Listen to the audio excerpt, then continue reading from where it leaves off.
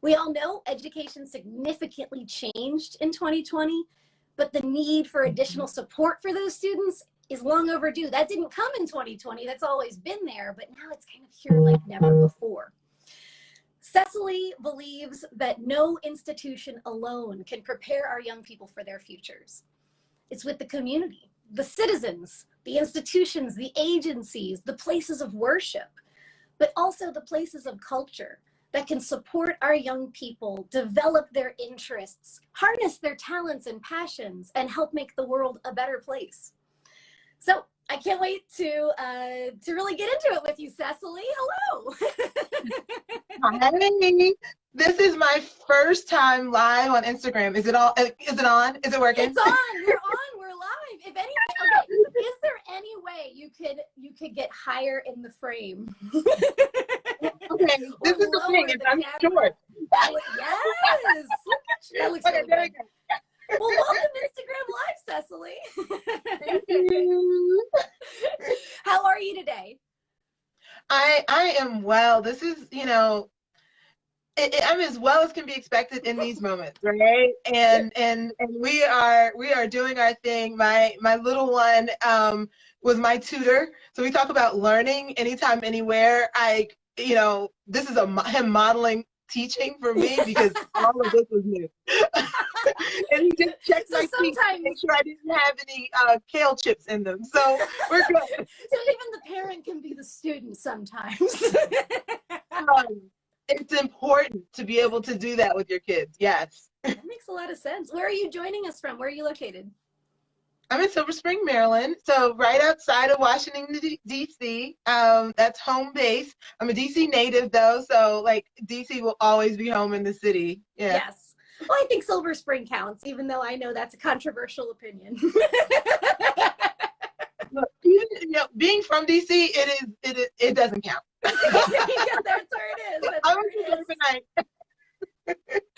Yep, I'm coming at you from DC, from my beautiful kitchen. Kitchen / workspace / so many more things these days. The bar, the restaurant. Yeah. All of the things are in one place these days. Absolutely. So I know you're someone that's been working in education for a long time, that's passionate about education, and you're also a parent. So you're also going through that process with your children, I guess, how are you thinking about the shift and the challenges in education right now? Yeah, I mean, thanks for asking that question. My household is interesting. I have one child who I can't even call a boy anymore. He's my man child. He's 23. And he graduated from college in the middle of this pandemic. And he's living halfway or most of the way across country right now. And then I have a 12-year-old, right? I have one that just started middle school and all of this. And, I have a friend who calls middle school purgatory. Those people that love middle school love it, and everyone else is like, it's purgatory. But he's really trying to figure out, like, how do you do this middle school thing, when you haven't met a teacher, any of your classmates. He saw somebody when we went sledding earlier in the week that he's like, I think that kid is in my class, but I'm not sure. Is that what he looks like on Zoom? So did he transition to middle school during the pandemic? He did. He's been a trooper through this all. Like, I mean, I know that there is the entire range of how people are experiencing this, right? Yeah. Some data suggests that we have potentially lost over 3 million students. We just don't know where they are in the system, right? Wow. But there's also those students that are like thriving. My little one, it maybe isn't thriving, but he's surviving in important ways. Yeah. And when we come out of this stance, these are the things that we really need to be grappling with. Like, what are the things we need to take away from the autonomy, the independence that young people are learning in this moment? How do we translate that into how they experience in-person school going forward? Because there are some wins in this, even though it's hard. You have to sort through and dig through to find them. That's a really good point. I mean, as someone that leads a virtual team, as someone that loves events, celebrations, travel, I've been pretty homebound. This kitchen has become, the nerve center of my universe. Just never something I would have expected. It's one of my before the pandemic, one of my least favorite places on earth now has become home base. But so I can only imagine what kids are going through. Like if I was home trying to do this right now as a student, I just know my home life was chaotic. I absolutely would not be focused on school. I would be absolutely miserable. And for me, school, I did well in class and I got good grades and stuff, but really school was about the rest of the experience. It was about the atmosphere. It was about the social. It was about the after school stuff, the places where we really got to be ourselves and be hands-on. And that's in many ways what I think saved my life. So I'm really feeling for kids that, are those after school activities even able to happen right now? I mean, I think I heard part of your conversation, your intro as you were playing. Look, because my little one was right here, coaching me through. But I mean, I think that's where when you mentioned community being really important, that's, oh gosh, I mean, whether you think of Boys and Girls Clubs or rec centers or libraries or all of the parks and museums, these are, or arts and culture, these are all of the things that we've been used to having as augment, as supplement to what kids are getting in the formal school curriculum. And in some cases, people are figuring out how to tap into those virtually. I think every one of those organizations is trying something new in this time and in this space. And some of the innovation that I've seen in our local library system is exciting. At the same time, it's well, we're still not doing everything we need to do to connect the curriculum and what is expected in some cases these kind of zoomed out classrooms to all of these awesome resources that make learning tangible and hands-on and actually have kids and young people doing the work. My oldest son is such a kinetic learner, right? He's you can give him the equations and and he will figure them out, but he's the one that will tell you why that equation worked by building something and showing you how or why that did or didn't work. And that's what I think kids are really struggling with, is they're not able to do the hands-on things with schooling and the relationship part that you said. I mean, middle school is where we learn how to be young people, how to be adults, right? And it sucks. We're no longer in our parents' bubble, right? You're making friends on your own. Yeah. Well, what are some of the solutions to this? Because like you said, this is not the problems or challenges facing education are not necessarily new. But this pandemic, the scenario we find ourselves in now, the radical changes happening all over the place, the temporary solutions, what are we seeing any solutions, any good ideas actually bubbling up? Absolutely. I mean, I think that's what's exciting. I know it's sometimes feels like, oh, how do you find those sweet spots? When there are, lots of challenges.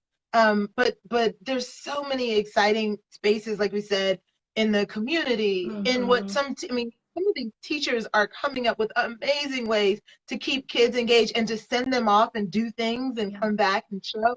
And parents, I just want to give a shout out to all of those folks, but to give a real shout out to parents who are really finding ways to know more and to do more around what schooling looks like for their own kid. I know that I personally had no idea what my children's day-to-day looked like in the way that I know now. Right? I really know. And so the solution that my colleague Michael Robbins and I are really bringing forth to DC and into the world is what is our organization that we just launched, Learning Pathmakers Look us up, www.learningpathmakers.org. Follow us, follow me, follow Michael. He definitely posts a whole lot more than I do, so I'm not that exciting. He is. But what we're doing is we're really trying to bring together a community of folks who are ready to find that cutting edge, those radical thinkers who are moving education in ways that we know we need to move education. As you said, we knew it wasn't, ed reform wasn't working. It was not working for kids. It wasn't working for families, and it wasn't working for a lot of educators, right? Yeah. So what we wanted all of those folks together in community to build a community of learning path makers together. We're going to share some of those solutions we talked about. But like Michael Robbins has been doing remote learning for over 5 years with district learning, right? So remote learning isn't new. It's just that all of us doing it at once is new. Right. So what we're doing is bringing together those solutions and some learning sprints, and we're bringing together the people that are really touching what young people are doing on a day-to-day basis to come up with collective solutions and build community through the expedition. We're having a Learning Pathmakers Expedition. Yes. February, mark your calendars, get it out, put it in, type it in, go to our website. The Learning Pathmakers Expedition is really where we're going to make this happen. We're going to really bring together a real new set of spaces around how we do education for young people and put them at the center of what that is. The solutions are going to come from their calls to action to us. Amazing.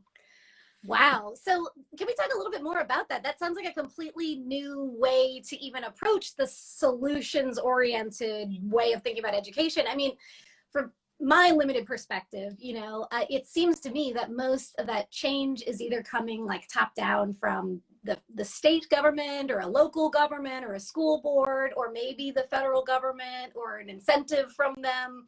So it seems to me that usually these changes are top down, which in my mind means slow, means heavy, means red tapey, means, challenging. This sounds like something radically different from that. It is. It is fully radically different because we believe that the solutions lie with students, the learners themselves. Right. Tapping into their own agency, their own power, their own autonomy and their ability to say what it is that they need to learn and knowing how they learn best, right? And being able to communicate that with the help of what we call a learning navigator, those people that are close to them and know them, whether it's a parent or a coach or, a teacher or somebody in their community who is really tapped into like what this student's about and what they really are about learning. And building that like team around them. Like learning is a team sport. That's what I love to say. It is really not something we do independently. Yes, you can, just like, they say there's no I in team. And you can have, a star player on a team, but you see these national championships get won by real teams where there's talent across and where folks are working toward a common goal. And that's what we really, with Learning Pathmakers, are setting the vision out for and how and providing the tools for it. And really then introducing technology that supports this relationship side of learning, right? So that the technology isn't the driver. I think we're all like burned out on all of the tech solutions. Right? Like, there's like a billion. It's like, what about this and that and this and that? I do not want to use another platform, and I would love to never go to a Zoom meeting again.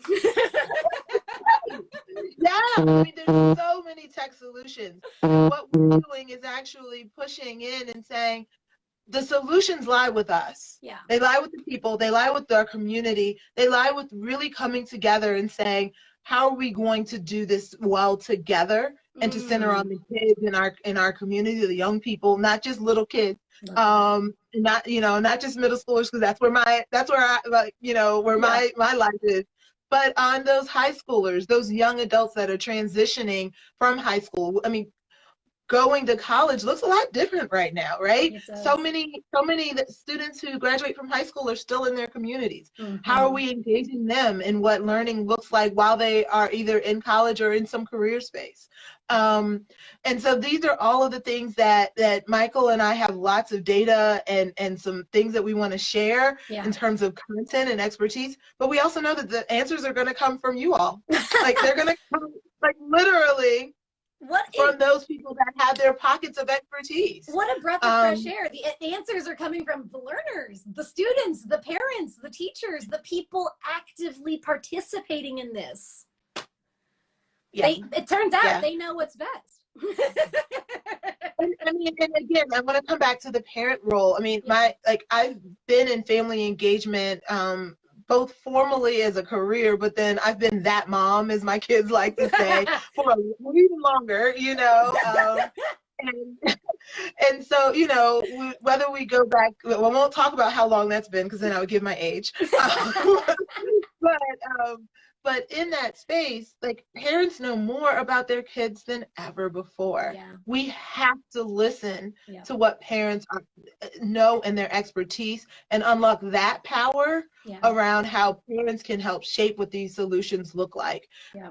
Institutions matter. Like, schools are going to happen. They have a role. They are going to be the backbone of how curriculum and all of these other things get structured. But the solutions, that radical change, that thinking of things totally different, typically don't come from within the structure, right? It comes from us coming up with, like, what do we need to fix this problem? Like, there's a problem right here in front of us. How do we come together to do that? So that's what we're doing with Learning Pathmakers. That's so cool. And then I know also that, like, so I want to hear more about the Pathmaker Experience, because I understand this is a new organization. You're launching this whole new initiative. You have a special focus on DC, your home base, your community, my community. It's also, we're so lucky to be so rich with education and culture and community here in DC. I mean, a lot of places are, though. A lot of places are. We happen to be really lucky. That's why I live here. Yeah. So you're launching this new kind of like initiative organization, and you're also, it sounds like at the same time, it's launching with this community-based approach that's starting on February 16th with this expedition. Yeah, so the expedition, I mean, we are still in this, COVID stance, right? Yeah. So the expedition won't be live in terms of in person, right, but it will be super engaging in a way that is not your typical Zoom at all. Thank God. So what we're doing, I mean, I like to say this about education. Like, unfortunately, we've taken the worst of what we knew was working with the best teachers and put it in front of kids, right? We're going to take the best of what we know about engaging and building relationships with folks.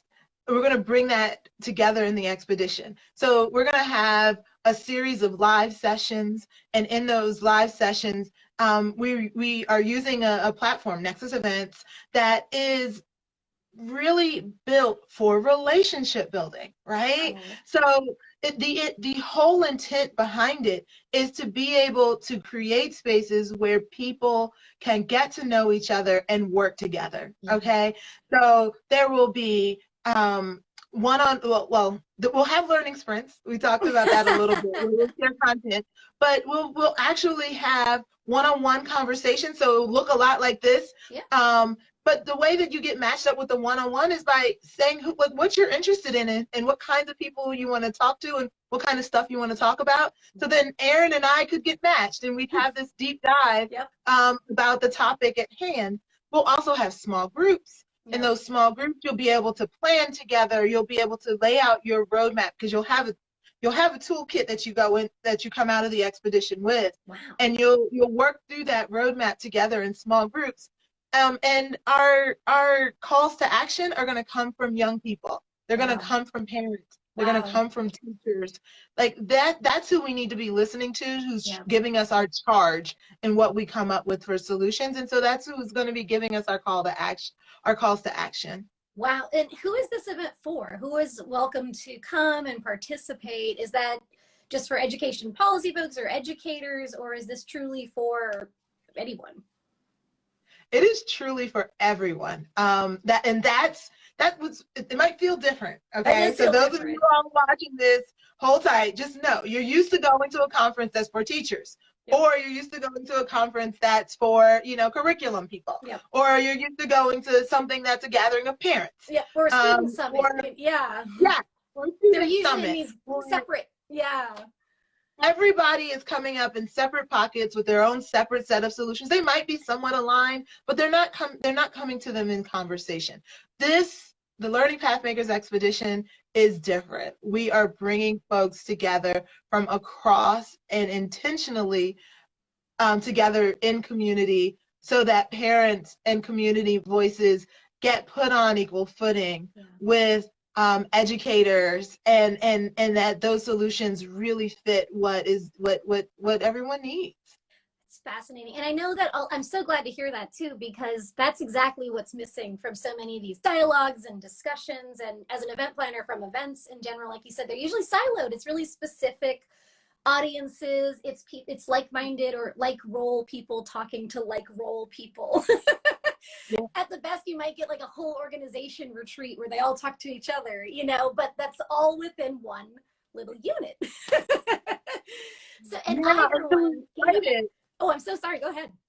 Yeah, and we're excited that we have whole school communities that want to come and join. Right? Oh, wow, that's incredible. Yeah, and so if you talk to your school community. Yeah. Find out if they're interested and can. Our tickets for the expedition are for buy one, give one, because we know that learning happens together and you want to go on this journey at least with one other partner and maybe with a group, right? Wow. And so if you can share this experience with folks, you'll be able to bring it back to your school community, whatever role you play, whether you're a parent or an educator or a student or a community member that serves a certain community. Mm-hmm. That sounds incredible. And I mean, I'm not a parent, I'm not a student, I definitely am a community member.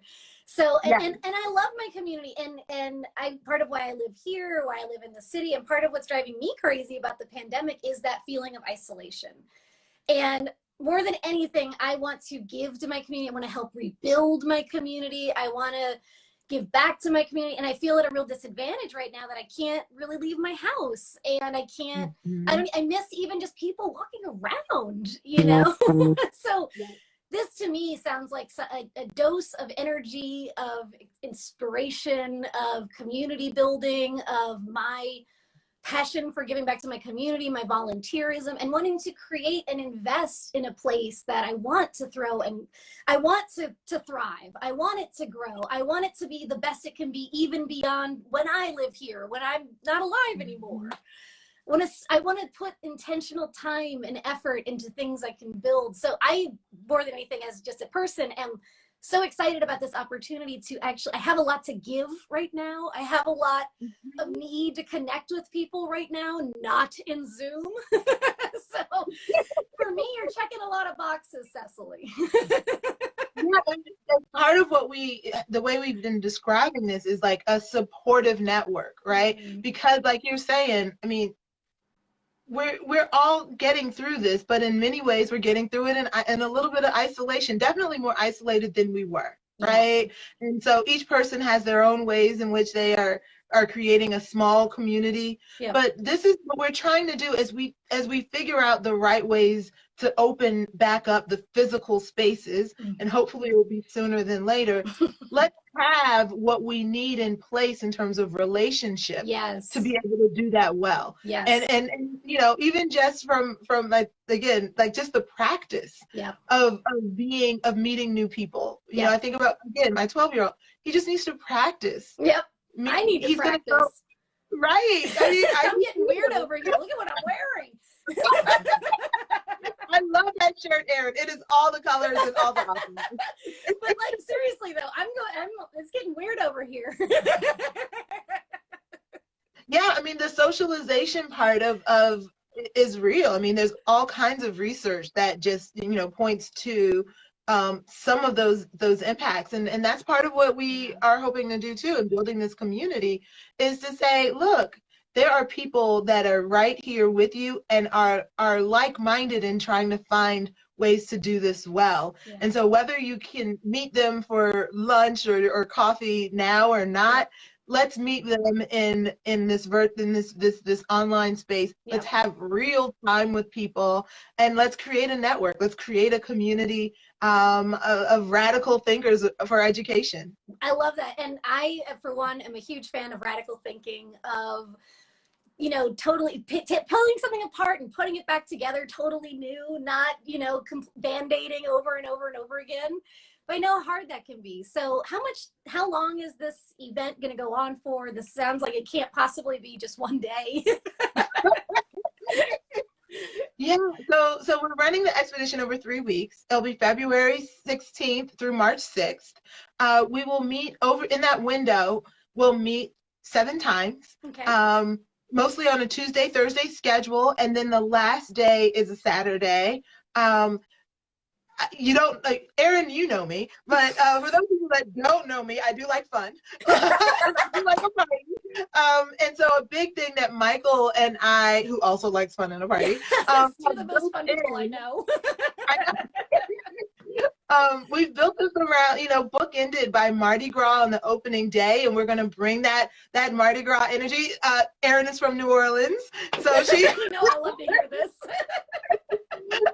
So we're bringing that from the beginning, and at the end we're going to wrap up with a VR dance party, right? The whole point of this is to start to really introduce new ways of being in community, new ways of learning, and bring the technology into our relationships, not have our relationships dictated by the technology. Oh my God, what a refreshing statement, because I am so sick and tired of so many video calls and so many other things where it feels like I'm conforming my life to technology, and it's not necessarily enhancing the content or anything. It's actually stressing me out about how I look or what I'm eating, and I'm like, whatever happened to conference calls? What the heck? Yeah. Well, Cecily, I think I'm so sorry. Go ahead.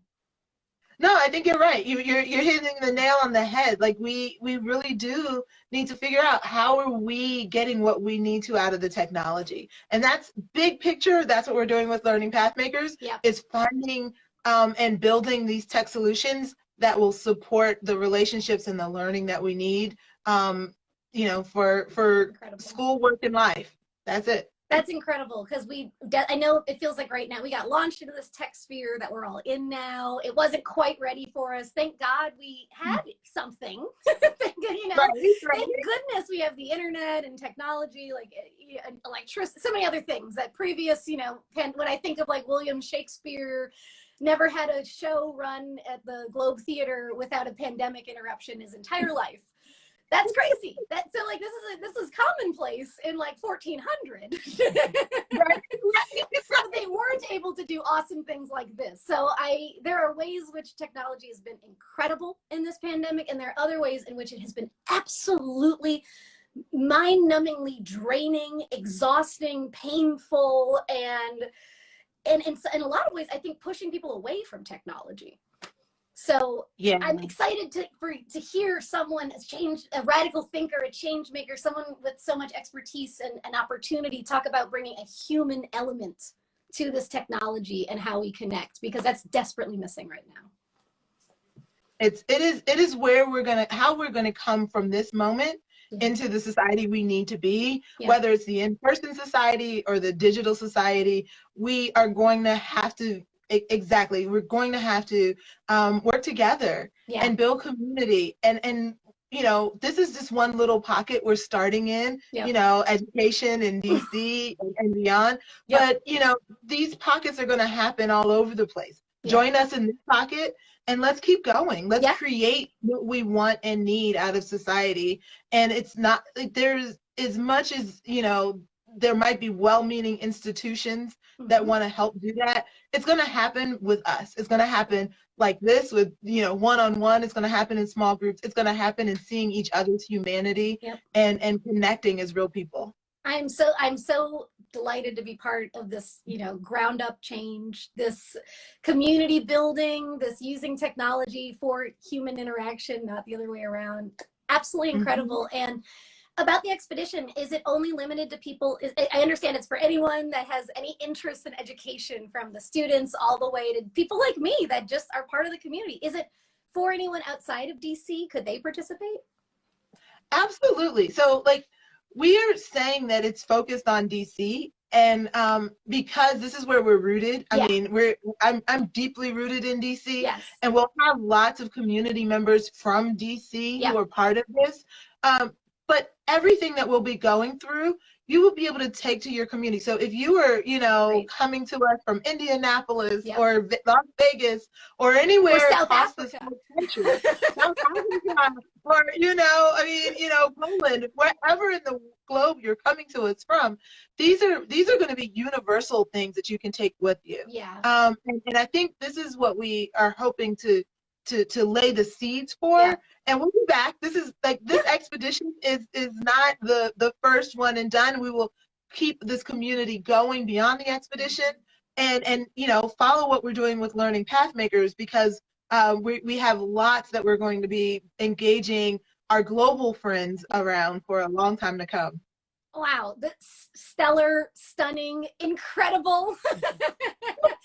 Well, is there anything else you wanted to share? I know we've talked for quite a bit. Is there anything else you wanted to share before we wrap up here? I want to do that shameless plug thing that I hear everybody does. Follow us on all the things, right? Yes. So follow me. I'm Cecily Darden Adams, LinkedIn, Facebook. Let's see, we're Learning Pathmakers on all those things, or LPaths, I think, here on Instagram. Yeah. Follow Michael Robbins. Like I said, he's the one that's on here all the time, not me. I'm getting better. I am really getting better, so thank you. You should be on here more. This has been such a delight. I swear, you are meant to be an Instagram influencer. You're so good at this. So follow everything everywhere. Learning Pathmakers, Michael Robbins, Cecily Darden Adams. Be part of something new, of ground up community-based change. We're using DC as our, I don't know what the right word is. It sounds like example for this one. Yeah, I mean, it's our home base, but it's something that's transferable everywhere. Yeah. So this is absolutely incredible. Thank you for your time today. Thank you for the way you are thinking about community-driven solutions and creating connection in such a time of isolation. I am desperate for connection, so thank you. That's what we're trying to do. I'm so glad you had me on. This has been awesome. Thank you for doing this, Cecily. I hope we get to do it again soon. Thank you all for watching, and keep following and be part of something new, Learning Pathmakers. Thanks again for tuning in. We'll see you later. Bye.